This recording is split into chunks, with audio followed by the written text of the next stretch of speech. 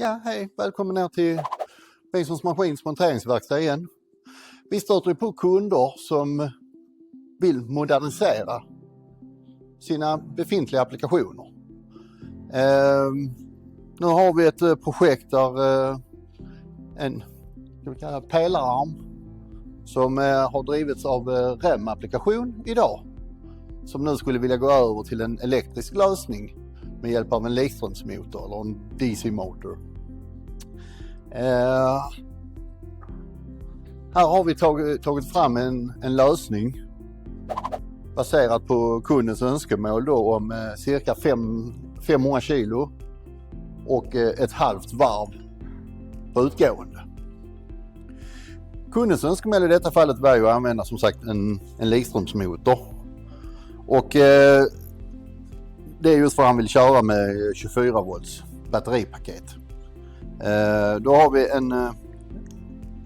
en liten 75 watts motor här, snurrar 2000 varv, och sedan så växlar vi ner detta med vår Rossi iFit vinkelväxel som sen går in i IMO Slew Drives. Så vi växlar ner från 2000 varv ner till ett halvt varv utgående.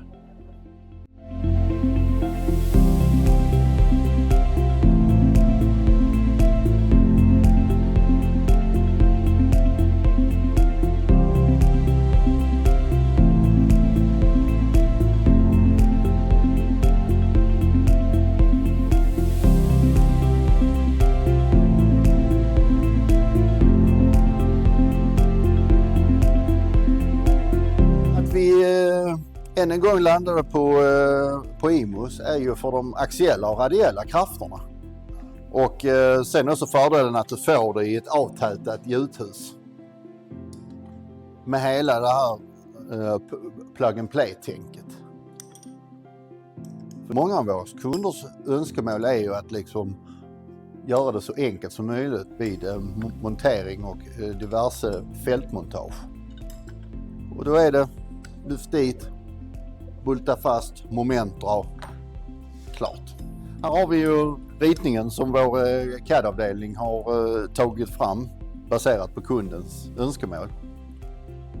Och jag vill lyfta upp än en gång det här med kundanpassade lösningar. Hur vill ni driva? Hur snabbt? Hur tungt? Hur vill ni styra den? Ja, möjligheterna är oändliga. Och detta är vad vi har frambringat måndag vecka 44. Så att vad vi kan sy ihop de andra veckorna, det ser vi fram emot era utmaningar.